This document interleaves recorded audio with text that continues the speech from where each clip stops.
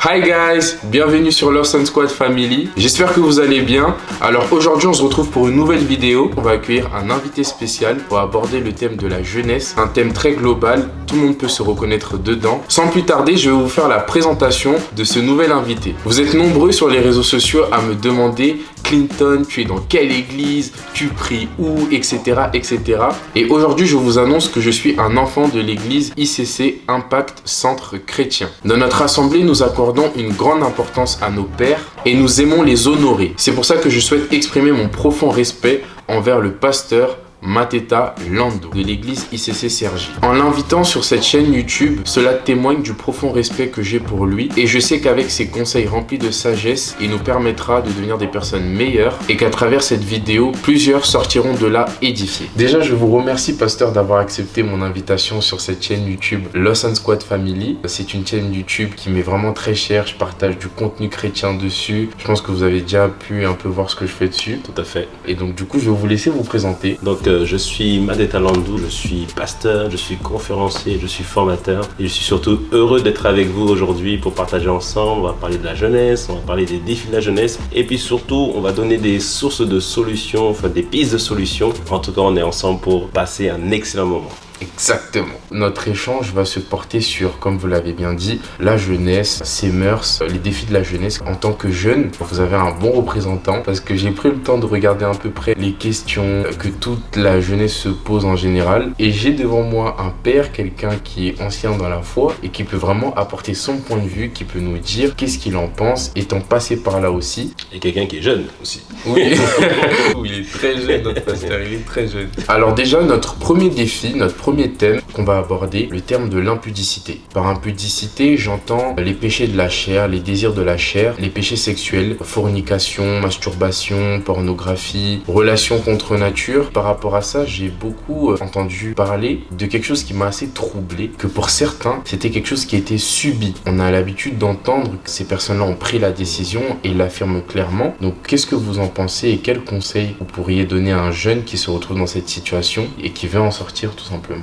Non, c'est très fort ce que tu dis. Le mot en fait que tu emploies, subir, est un mot important parce que parfois en fait, la première chose qui arrive lorsqu'on ressent ces pensées, c'est qu'on se condamne soi-même. Mais la vérité, c'est que la Bible nous montre que le monde est sous l'emprise du malin. C'est-à-dire que partout en fait, tout est influencé, tout est fait pour que mes pensées aillent vers tout ce qui est mal. Parfois, on peut regarder un clip, on peut regarder un film, on peut ne serait-ce que tout simplement être devant un dessin animé et là à ce moment-là, on se rend compte à la fin du film, on se met à avoir certaines pensées. Des personnes qu'on se disait normalement on ne doit pas désirer, on se met à les désirer.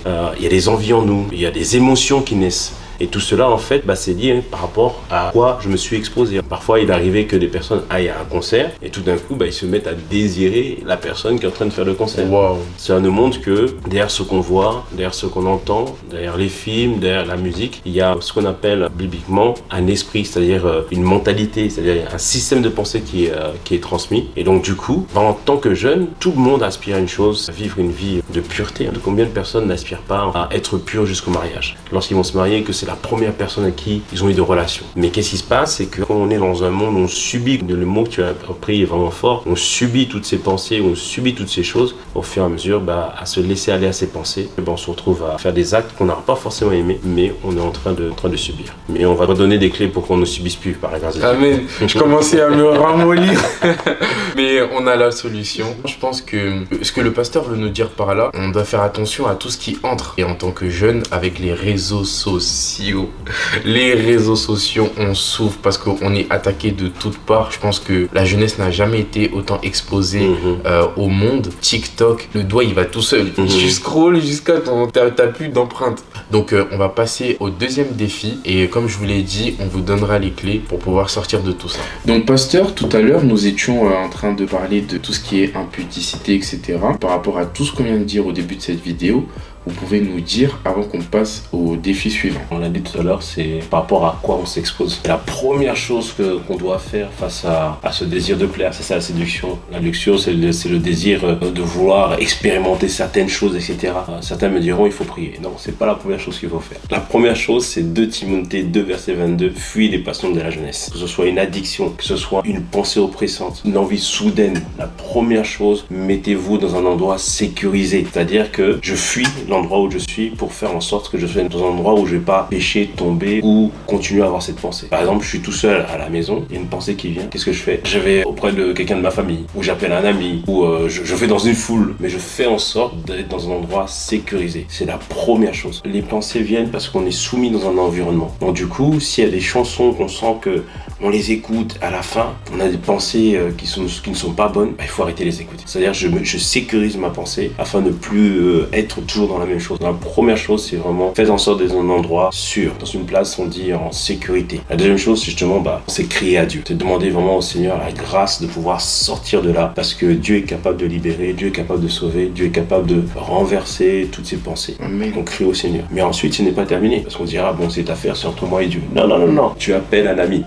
Okay. Et plus précisément, tu partages avec un leader. Quelqu'un qui sera suffisamment mature peut t'aider à avancer, à progresser et à évoluer. Ça me fait penser à un verset qui dit « Confessez vos péchés les uns les autres, la prière du juste a grande... » C'est ça, ça c'est dans Jacques. Ouais. Il dit « Confessez vos péchés afin que vous soyez guéris. » Ok, donc c'est ça que vous voulez dire par là. C'est ça, c'est-à-dire que pour que la guérison de l'âme, la guérison du cœur puisse venir, d'abord il faut que je puisse confesser. C'est-à-dire que je dis, j'avoue ce que j'ai. Même Proverbe 28 dit encore plus, celui qui cache ses transgressions ne prospère point. C'est-à-dire que, vous savez, on a fait une formation sur les addictions, il y a une chose qui était trop forte. Une phrase qui m'a marqué, la grandeur du secret va amplifier le problème de l'addiction. C'est-à-dire que quand quelque chose est caché, quand un sentiment est étouffé, c'est ça qui va provoquer l'addiction. Et souvent, on a des soucis, on a des challenges en tant que jeune, en tant qu'homme, en tant que femme. On n'ose pas le dire. Il faut le dire. Il faut partager ça avec quelqu'un. Il faut dire là, j'ai un souci. Là, ça va pas. Pourquoi, par exemple, quelqu'un va se mettre, prenons le cas de l'alcool. Pourquoi quelqu'un va prendre l'alcool de manière excessive pour cacher un vide? Pourquoi on va aller en boîte de nuit? Pourquoi celui-là, tu le vois, il est en train de danser, il est en train de danser, il est en train de dancer. Mais au fond de lui, tu crois que non, il s'éclate. Non, non. Il est triste, il cherche à combler un vide. Moi, je rappelle quand j'allais en boîte de nuit.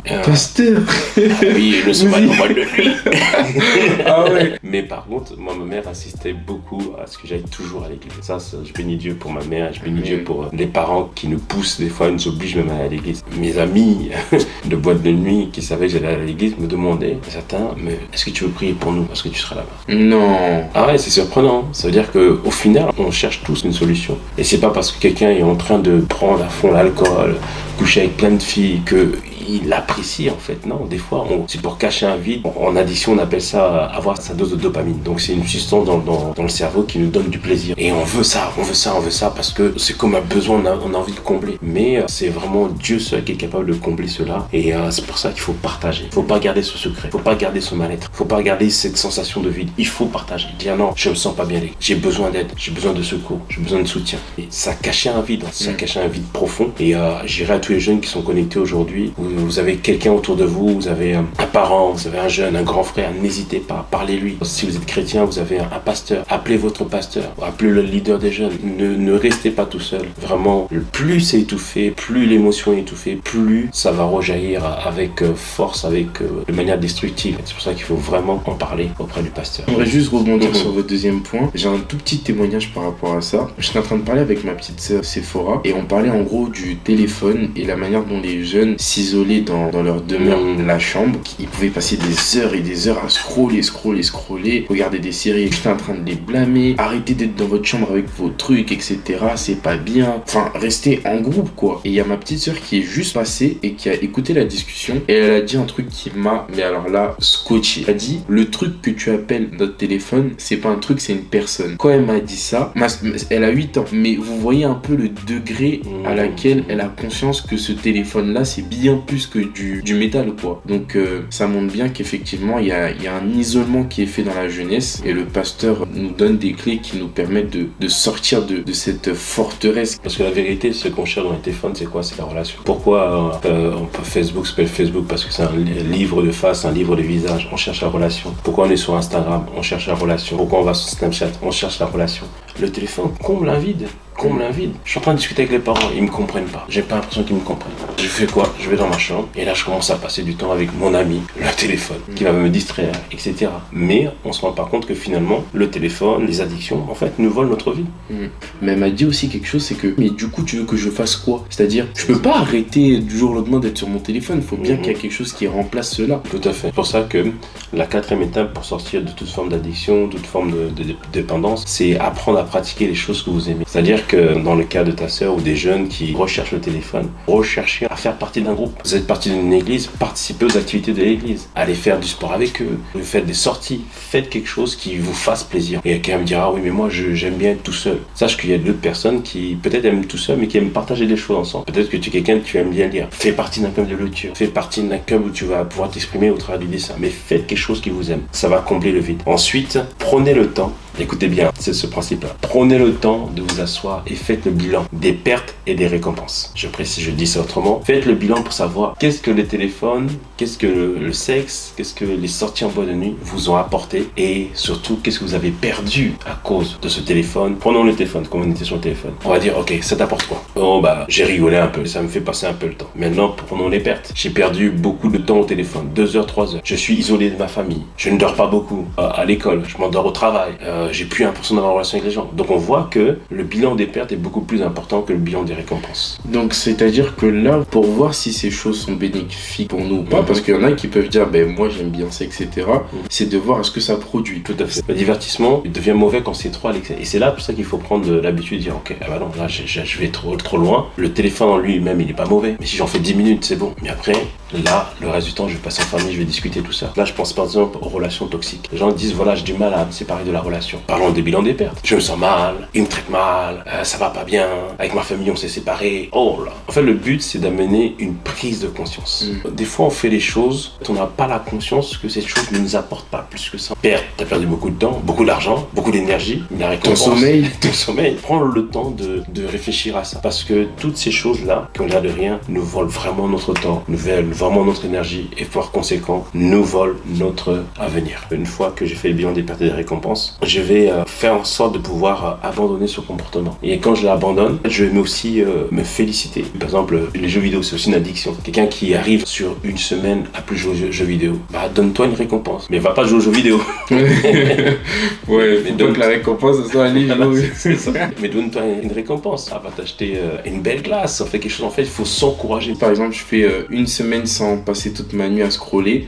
Je peux aller à la boulangerie, je me prends un fraisier. Exactement. Je m'achète une petite bougie et je me dis franchement je suis fier de moi et effectivement ça m'encourage. On fête nos anniversaires, etc. C'est bien, mais c'est vrai aussi de fêter nos victoires et c'est un très bon conseil. Tout à fait. Il faut être sincère envers soi-même et dire que non, je suis malade, j'ai un souci, il faut que je sorte de là. Et le fait d'avoir des victoires, de célébrer ces victoires nous permet de tout à fait être encouragé. Là, je parle vraiment de toutes les formes d'addiction, d'impudicité, masturbation, fornication. Je parle de tout ça. On va se dire, voilà, cette semaine, par la grâce de Dieu, je ne suis pas tombé. Cette semaine, j'ai réussi à avoir la victoire. Cette semaine, peut-être qu'il y a quelqu'un une addiction au sucre. Cette semaine, j'ai pas bu de soda, j'ai pas pris de gâteau, tout ça, etc. Bon, la récompense, c'est pas un gâteau. Comme on a dit. Mais la récompense, ça va être, je sais pas, je m'offre tout l'argent que j'ai pu économiser, je m'offre une montre, par exemple.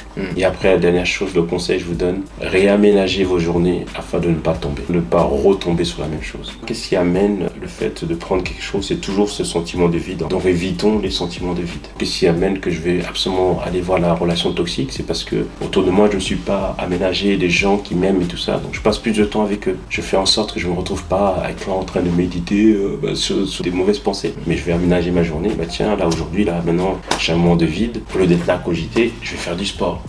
Et les amis, venez, allez, on va courir un peu. Si certains films sont une pierre d'achoppement pour moi, je vais pas mettre des films, etc. Je vais plutôt prendre des choses qui m'édifient, des choses qui m'encouragent. En tout cas, je vais aménager ma journée. Ce que la Bible nous dit en Philippiens 8, il me semble, où il dit que tout ce qui est digne de louange, tout digne d'honneur, soit l'objet de notre pensée. C'est-à-dire, je focalise mes pensées sur ce qui est juste. Et ça, je le fais, je réaménage complètement ma journée. Et d'ailleurs, vous savez bien gérer votre temps puisque vous regardez cette vidéo qui, je crois, vous édifie. Exactement. Ce que je vois dans ce que le pasteur Mathé a dit, c'est que ça nous permet d'avoir de la constance. Parce qu'il y a bien un moment où tu vas te retrouver à rien faire. Et là, il y a deux solutions qui s'offrent à toi. C'est soit de retourner dans ce que tu étais, ou soit de persévérer et de trouver encore d'autres trucs pour renforcer ce nouveau style de vie. Très bon conseil aussi, ouais. Justement, le fait de ne rien faire. On était à la cité, parce que j'ai grandi dans une cité, et ça m'a choqué un jour. Et c'était l'été. On avait fait déposer les CV, McDonald's, KFC. Personne ne nous avait embauchés. On s'est retrouvés tous assis ensemble, et ça m'a choqué. Ok. Et la question qu'on se posait, tu fumes ou tu bois? Tu fumes ou tu bois? C'était ça la question. Et là, je dis, mais c'est terrible. En fait, il faut vraiment comprendre que même si vous avez l'impression qu'il n'y a pas de solution, il n'y a pas de boulot, il n'y a pas d'avenir, etc., aujourd'hui, il y a toujours les moyens de bien gérer notre temps. Donc, quand je sens que tout est bloqué, donc au lieu allez, j'ai rien à faire, allez les gars, on va aller prendre un truc, on va fumer un truc. Parce que du coup, l'oisiveté amène plein de choses. Nous, on s'est retrouvés à des bagarres de cité contre cité, en fait. On n'est même pas propriétaire, on se bat pour la cité. On n'était pas propriétaire. Ah ouais, non, j'avoue, ça c'est vrai ça. On se bat pour quelque chose qui ne nous appartient pas. Mais tout ça, c'est l'oisiveté qui fait ça. Non, mais ça c'est profond ça. Non, mais c'est vrai, ça fait rire, mais c'est profond. C'est vrai qu'on est attaché à nos cités, on se bat, etc. Enfin, on se battait pour... Parce que moi, personnellement, j'ai déjà fait une descente. Voilà. Quand j'étais dans le monde, ça m'est déjà arrivé. Clinton, viens, il nous a insultés. Ça m'est déjà arrivé, ouais, Clinton, viens, on va aller attaquer les autres, etc. Ouais, comment ils ont parlé mal de Sergi. Et là, je me rends compte, mais c'est pas moi le maire. Du coup, pasteur, on va atterrir, on va conclure par un verset qui va permettre à une personne qui regarde cette vidéo de pouvoir saisir cette opportunité de dominer sur toutes ces choses qu'on a pu citer. 2 Corinthiens 5, verset 17. Je le lis. Si quelqu'un est en Christ, il est une nouvelle créature. Les choses anciennes sont passées. Voici, toutes choses sont devenues nouvelles. Ce verset est un verset d'espoir.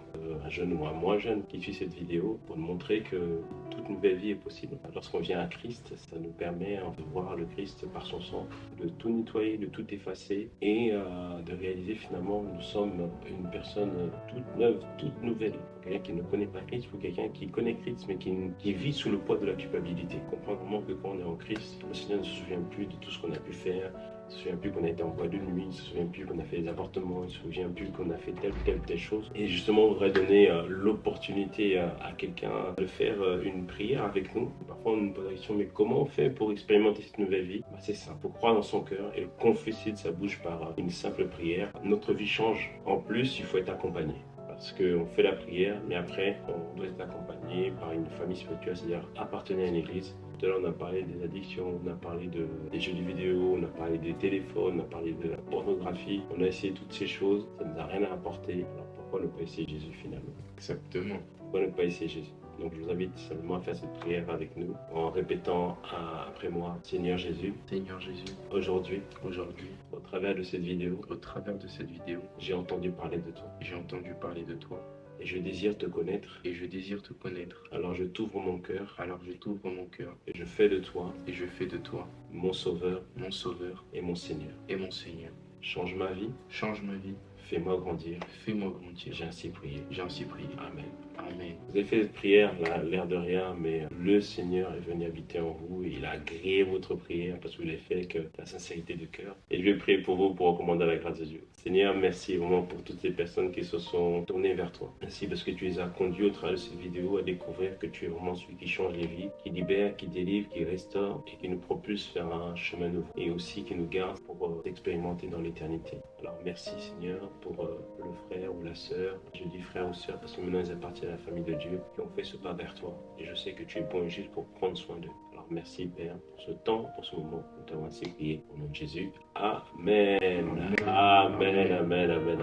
Waouh. Merci Clinton pour ce moment. Pour ceux qui vont envoyer un commentaire dans cette vidéo, je vais vous envoyer mon livre 8 jours pour expérimenter la surabondance de la grâce. Donc mettez un commentaire et Clinton tirera au sort la personne qui va recevoir le livre. Je vais vous l'envoyer dédicacé. Donc commentez.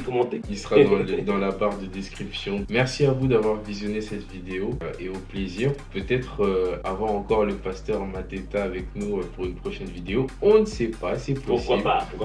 Postez, likez, partagez, ça peut vraiment délivrer quelqu'un et vous peut être une grande source de bénédiction. Ne gardez pas cette vidéo pour vous. Donc du coup, on arrive à la fin de cette vidéo et je vais mettre nos réseaux sociaux. Donc il y aura l'Instagram du pasteur Mateta juste ici. Et comme d'habitude aussi, il y aura tout en description. Il y aura les liens, il y aura mon Instagram ici, mon Snap, mon Twitter, mon TikTok. Bye bye. Que le Seigneur vous bénisse. Amen.